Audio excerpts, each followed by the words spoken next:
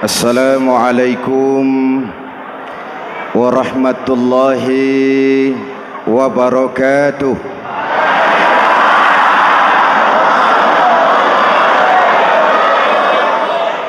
Alhamdulillahi rabbil alamin.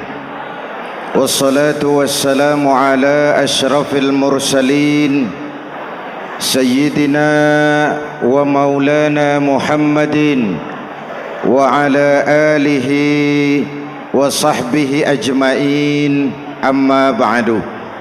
Para ulama yang saya muliakan, hadirin hadirat ma'asyiral muslimin yang saya cintai, banyak kita alami perubahan-perubahan yang terjadi, baik perubahan yang menyangkut sosial budaya, lebih-lebih yang menyangkut sosial politik. Yang tidak banyak mengalami perubahan adalah sosial ekonomi.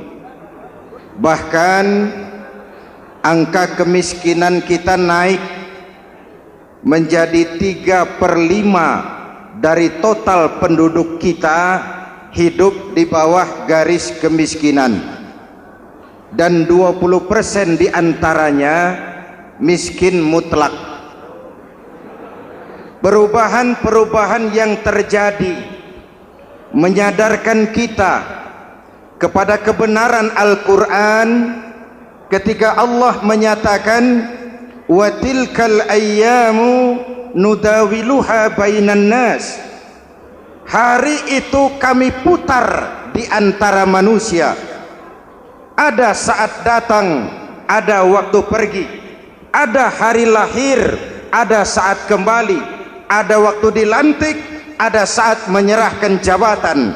Hari kami putar di antara manusia dan hidup cuma sekadar menunggu giliran. Soalnya kemudian di tengah perubahan-perubahan yang terjadi begitu cepat, what must we do now?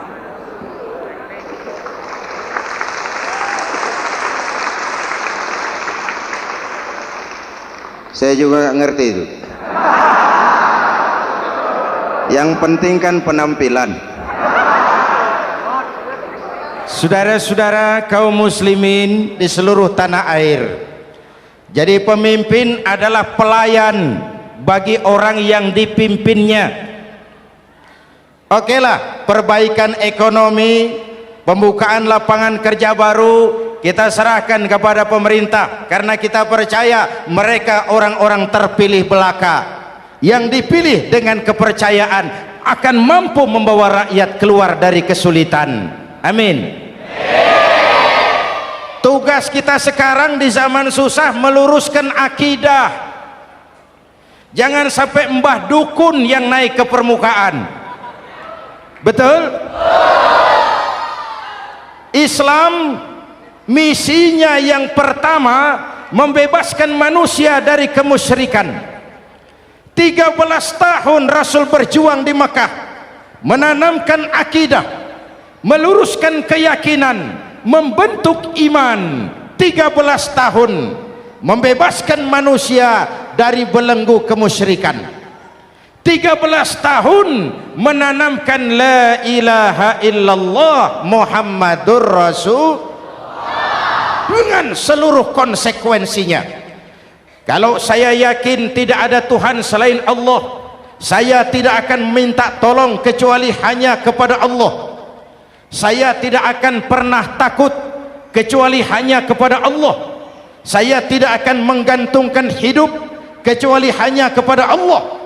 Saya tidak akan minta rizki kecuali hanya kepada Allah. Saya tidak akan melarikan persoalan kecuali hanya kepada Allah. Kalau konsekuen dengan keyakinan ini, mbah dukun nggak dapat tempat.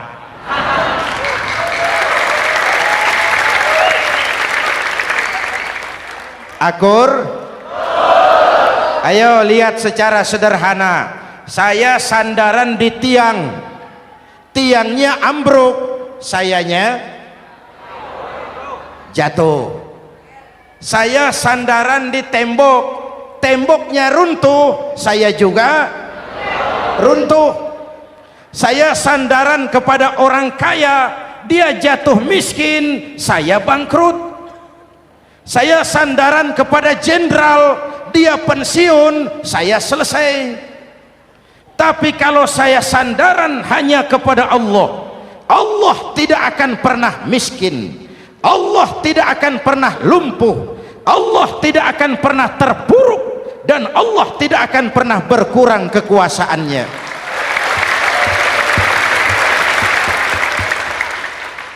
Maka umat Islam, sesulit apapun zaman yang kita hadapi, Allah juga tempat kita bersandar.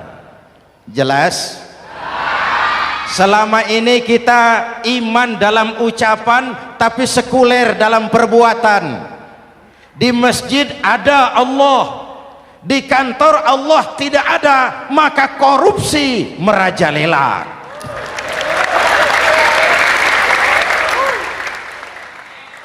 Di masjid ada Allah, di pasar Allah tidak ada, maka timbangan tetap curang. Kita iman dalam ucapan tapi sekuler dalam perbuatan. Oleh karena itu, sesulit apapun zaman yang kita hadapi, iman jugalah pegangan kita, Allah juga tempat kita bersandar. Boleh zaman berubah, akidah jangan sampai goyah.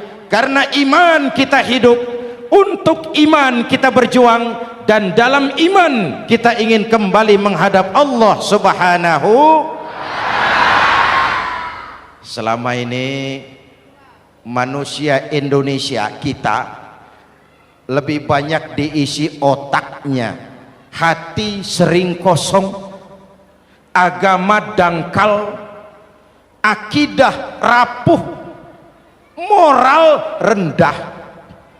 Memang kemudian muncul banyak orang-orang pintar, cuma sayang tidak benar. Indonesia kita bangkrut, Indonesia kita terpuruk, Indonesia kita sakit parah kalau diurus orang yang cuma pintar tapi tidak benar. Kita perlu orang-orang pintar, tapi kita lebih perlu orang benar. Jelas? Kalau cuma pintar tapi tidak benar, itu yang sering saya sampaikan, nanti disuruh ngurus beras malah nimbun beras.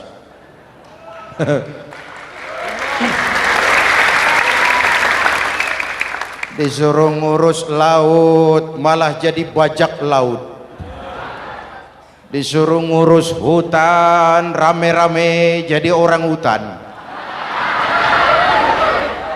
Jutaan hektar hutan Indonesia kita ini merupakan kekayaan sumber daya alam kita yang harus digunakan bagi sebesar-besar kemaslahatan rakyat. Yang disuruh ngurus hukum malah bikin hukum seperti pisau, tajam ke bawah, tumpul ke atas. Jangan heran lalu di masyarakat muncul street justice, pengadilan jalanan, sebagai refleksi dari ketidakpuasan melihat sikap hukum yang sangat berpihak. Kalau yang kecil salah, hukum cepat-cepat ditegakkan.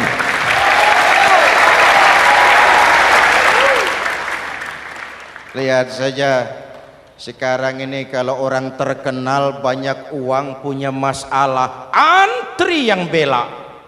Betul? Tapi saudara lihat si Marsinah di Jawa Timur, si Sengkon dan Karta di Jawa Barat, si Udin Bernas wartawan Jogja terseok-seok mencari keadilan, sampai hari ini urusannya masih remeng-remeng. Kenapa bisa begitu? Jawabannya sederhana, tidak ada fulus. Ada fulus mulus, tidak ada fulus manfus. Betul? Jangan sampai para penegak hukum kita terjebak pada lagu baru, maju tak gentar membela yang bayar.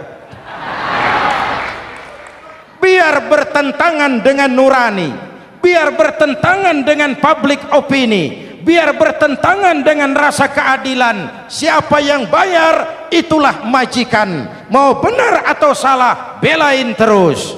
Kalau seperti inilah hukum kita, mafioso keadilan akan tetap gentayangan.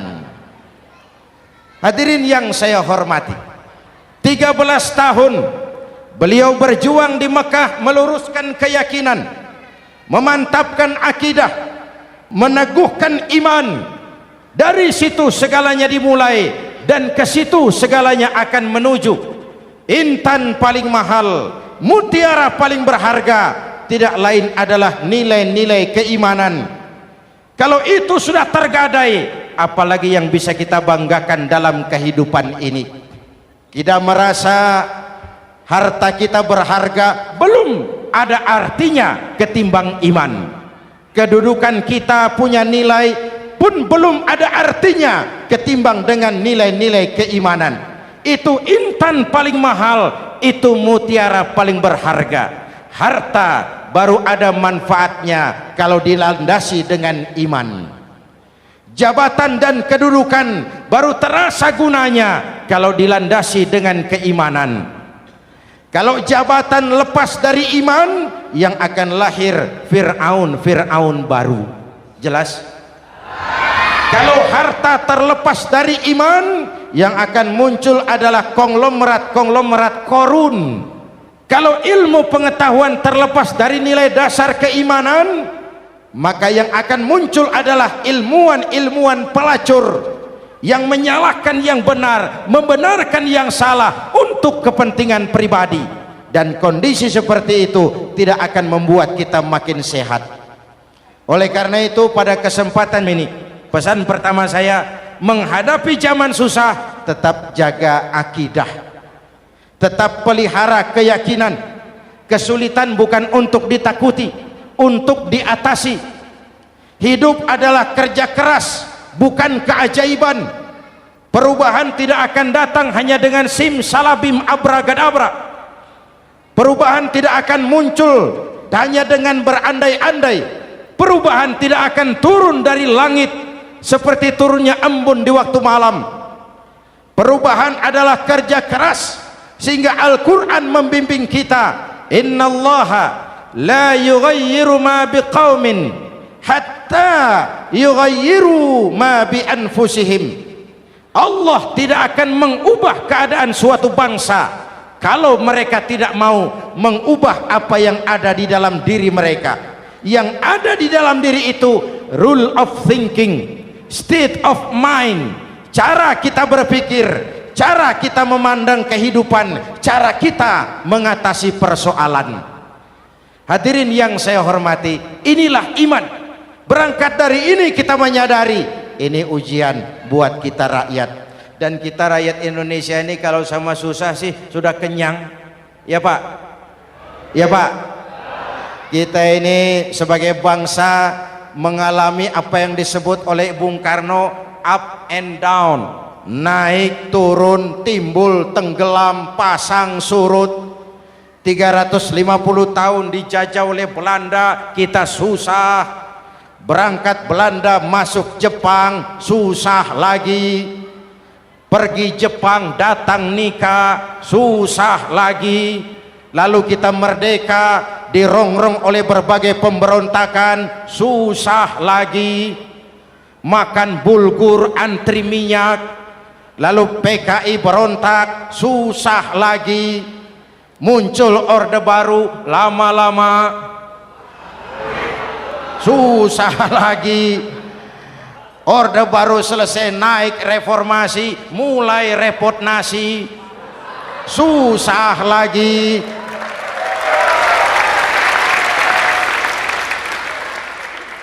Kalau susah kita ini sudah akrab, sudah intim. Mestinya kalau sudah susah seperti itu, jangan salah sikap menyikapi kesusahan. Jangan sampai kita potong kompas, ambil jalan pintas, terjebak menghalalkan segala cara. Itu tidak akan menguntungkan, itu tidak akan menyelesaikan. Kalaupun selesai, nampaknya penyelesaian sesaat, dan penyelesaian sesaat bukan penyelesaian yang sebenarnya. Karena itu tetaplah dalam koridor keimanan. Boleh zaman berubah, akidah jangan sampai goyah. Silahkan masa berganti, tapi keyakinan jangan mati. Sekali la ilaha illallah sampai tetes darah paling penghabisan, tetap la ilaha illallah. Sanggup? 3 orang. Sanggup? 21. Sanggup? Kalau sanggup kita harus konsekuen. Saudara-saudara di seluruh tanah air, misi yang kedua dari Islam setelah membebaskan manusia dari kemusyrikan, membebaskan manusia dari ras diskriminasi, mengikat manusia dengan tali akidah. Sebelum Islam datang, manusia dibedakan oleh warna kulit, manusia dibedakan oleh faktor keturunan, manusia dibedakan oleh faktor harta dan benda. Adalah Rasul yang mengajarkan, innallaha la yanzuru ila suwarikum wala ila amwalikum walakin yanzuru ila qulubikum wa a'malikum. Allah tidak melihat potonganmu, Allah tidak melihat hartamu. Yang Allah lihat itu adalah hatimu dan amal perbuatanmu. Jauh sebelum Amerika teriak-teriak membanggakan apa yang mereka sebut sebagai Declaration of Independence, Nabi sudah mengajarkan kepada kita semua, annas kulluhum li Adam wa Adam min turab la fadla li arabiyyin ala ujamiyyin illa bittaqwa. Seluruh manusia berasal dari Adam. Adam diciptakan dari tanah. Tidak ada kelebihan Arab dengan yang bukan Arab kecuali takwanya. Jauh sebelum Amerika mencanangkan bahwa semua manusia dilahirkan sama, that all men are created equal.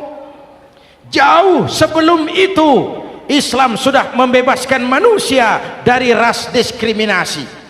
Apa dalam konteks kekinian menghadapi zaman susah tetap jaga kerukunan?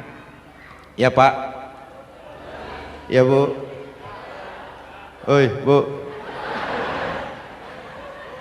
menghadapi zaman susah tetap jaga kerukunan, baik antar umat seagama, antar umat beragama, maupun antar umat beragama dengan pemerintah.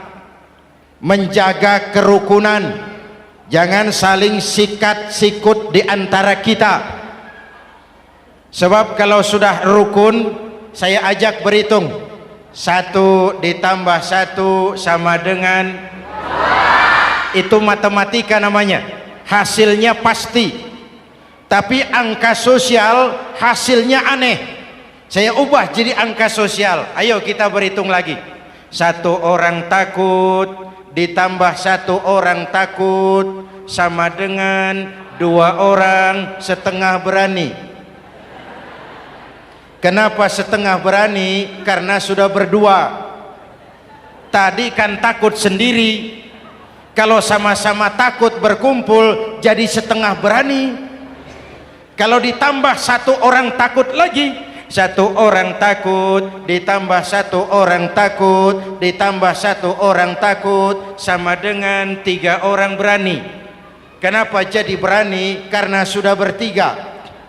Kita yang lemah, kita yang marginal, kita yang dikucilkan, bahkan kita yang dilecehkan, kalau mau rukun kita akan kuat dan tidak bakal dipermainkan orang.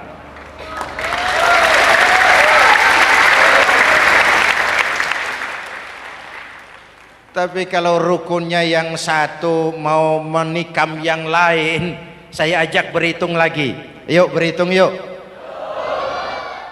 1 ekor ayam ditambah 1 ekor musang sama dengan 1 ekor musang. Kemana ayamnya? Dimakan musang. Betul nggak nih hitungan?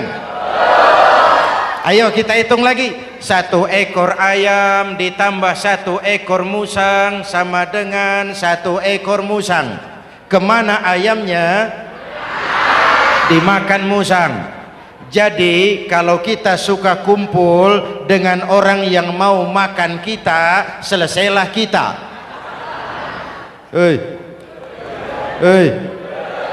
Maka kalau merasa kita ini ayam, yuk kumpul sama-sama ayam, pulang ke kandang ayam. Kalau ada ayam kumpul ke kandang musang, itu namanya ayam minum baygon. Jelas? Menjaga kerukunan. Pertama, antar umat seagama, sesama muslim harus saling menjaga, harus saling memelihara. Baik dia muslim yang jadi kapolri, baik dia muslim yang jadi kasat, baik dia muslim yang jadi pengusaha, baik dia muslim yang jadi petani, nelayan, guru, semua komit menjaga semangat kebersamaan, rukun antar umat seagama. Jelas? Jelas? Hadirin yang saya hormati, atas dasar itu saya ingatkan kembali, kita semua ingin persoalan terorisme dilepaskan kaitannya dari agama manapun. Tidak ada kaitannya terorisme dengan Islam, dengan Kristen, dengan Hindu, dengan Buddha. Tidak ada kaitannya terorisme dengan pondok pesantren.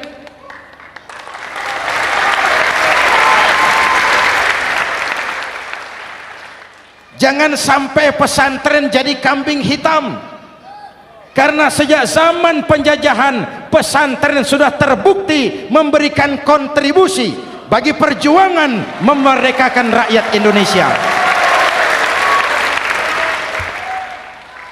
Rukun antar umat seagama. Yang kedua, rukun antar umat beragama.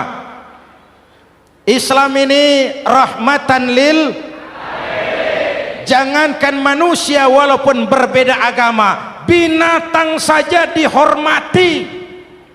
Ada hadis, fa iza zabahtum fa ahsinuz zibhata. Kalau kamu menyembelih hewan, sembelihlah dengan cara yang terbaik. Jangan menyembelih ayam dengan pisau tumpul. Itu namanya tidak berperi kebinatangan. Yang kecil lagi, saudara buka babul istinja, makruh buang air kecil di tanah yang berlubang. Sebab apa? Pertama, menjaga kesehatan. Siapa tahu di lubang yang saudara buang air kecil itu ada gas beracun. Kalau tidak, melindungi binatang yang ada di dalam lubang. Siapa tahu di lubang yang saudara buang air kecil itu ada semut sedang rapat membahas terorisme. Apa dosanya lalu mati dikencingi? Ini namanya rahmatan lis semut. Binatang saja dilindungi. Maka perbedaan agama tidak harus menyebabkan kita bertolak belakang. Perbedaan agama bukan alasan untuk saling bermusuhan. Apalagi kita sudah menyadari tentang kemajemukan kita, tentang kebinekaan kita, tentang keragaman kita. Rukun antar umat beragama, saling menghormati, saling menghargai, tapi tetap dalam batas lakum dinukum. Lalu rukun antar umat beragama dengan pemerintah. Hadirin yang saya hormati, yang benar kita dukung, yang salah kita perbaiki dan kita tegur menurut cara-cara yang diajarkan oleh agama kita. Dan sholat berjamaah, pendidikan bernegara yang paling bagus. Tadi kita sholat ada imam, ada makmum, betul? Makmum wajib ikut imam kalau imam benar sholatnya. Rakyat wajib ikut pemimpin kalau pemimpin benar mimpinnya. Masyarakat Islam ini loyal, masyarakat Islam ini bukan pemberontak, masyarakat Islam ini taat dan setia. Kapan? Kalau imamnya benar. Imam takbir, makmum, imam ruku, makmum, imam i'tidal, makmum i'tidal, imam sujud, makmum. Tapi kalau imam keliru, mestinya imam ruku malah sujud, salah imam ini. Tegur. Siapa yang wajib negur? Makmum yang saf terdepan. Anggota DPR.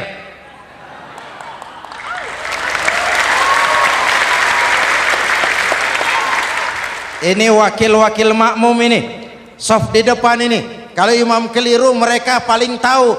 Ngomong, tegur. Bagaimana negurnya? Ada aturan main. Mestinya ruku, imam sujud, salah ini imam. Subhanallah, kan begitu negurnya. Betul? Tidak boleh juga imam keliru, makmum emosi, main pegang. Woi makmum salah, hoi hoi, kacau sholat. Betul? Anggota dewan ini saf di depan, itu kalau imam keliru, satu saat imam buang angin. Namanya manusia bisa buang angin toh. Apa makmum lalu berkata, demi kesetiaan saya kepada imam, imam buang angin, saya lebih keras lagi. Itu namanya fanatisme buta, loyalitas yang goblok. Imam buang angin, minggir. Iyyaka na'budu wa iyyaka nasta'in. Sampai situ imam buang angin, minggir imam. Lalu saf yang di depan maju. Tidak usah bikin sholat baru, teruskan pekerjaan imam. Ihdinas siratal mustaqim, teruskan. Kenapa? Kalau bikin sholat baru lagi, nanti buang angin lagi, bikin lagi sholat. Kapan selesainya sholat? Kapan selesainya membangun negara ini? Yang penting imam tahu diri, buang angin, minggir.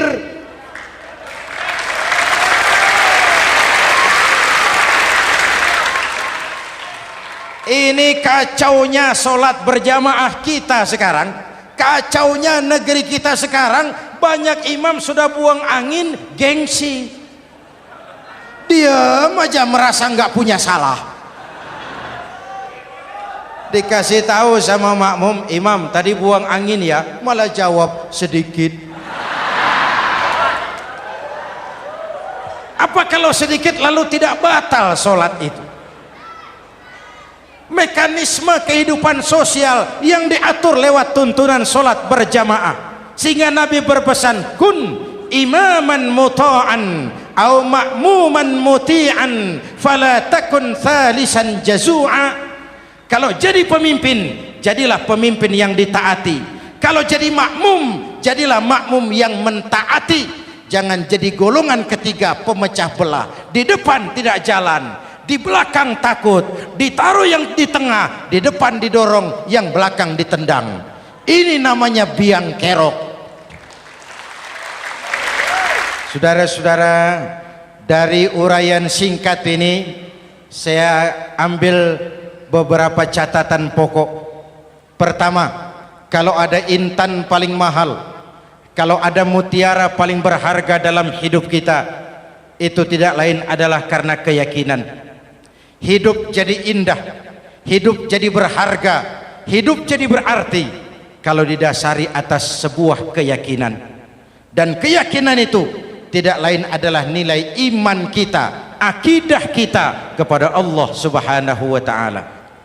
Yang kedua, tetap menjaga kerukunan. Sesulit apapun zaman yang kita hadapi, kita tetap harus menjaga semangat kebersamaan.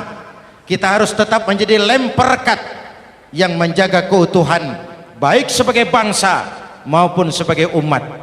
Perbedaan adalah wajar, harus dihormati. sebagai ciri kehidupan berdemokrasi. Tapi jangan perbedaan menjadi sebab kita bermusuhan, dan jangan perbedaan menyebabkan kita saling berpecah belah. Hormati perbedaan, jangan perbedaan dipandang sebagai permusuhan. Dengan akidah yang kuat dan kebersamaan yang kokoh, ayo kita hadapi kesulitan, kita atasi kesulitan, dan dengan kerja keras untuk menyongsong hari esok yang lebih pasti. Mari kita Fatihah. Semoga Allah memelihara kita bangsa Indonesia. Ala hadhihi niyyah wa ila hadratin Nabi. Al-Fatihah.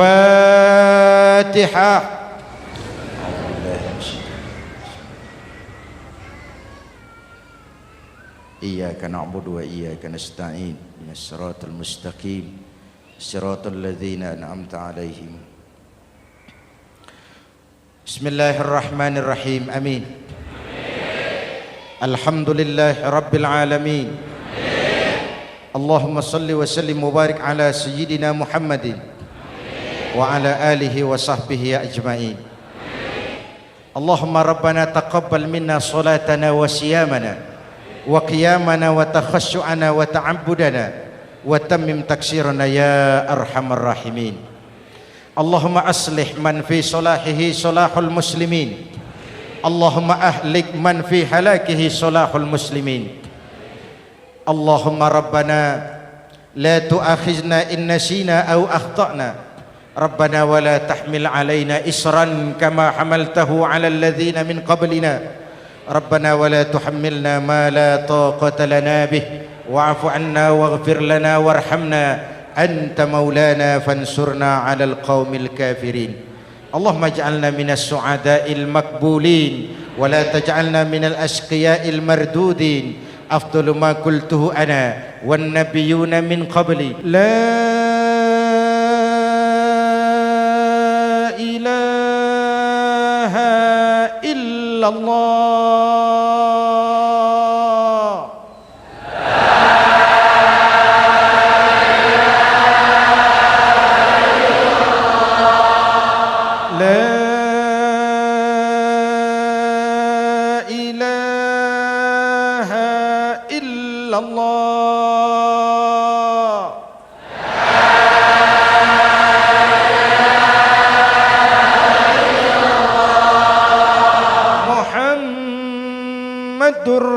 Rasulullah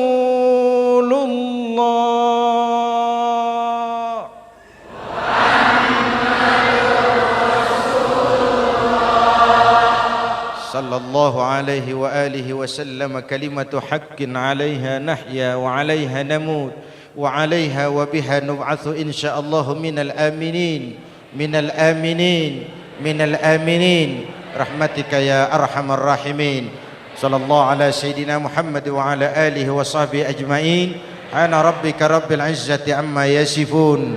Salamun alal mursalin. Walhamdulillah rabbil alamin. Jumpa lagi di lain kesempatan insyaallah. Wassalamualaikum warahmatullahi wabarakatuh.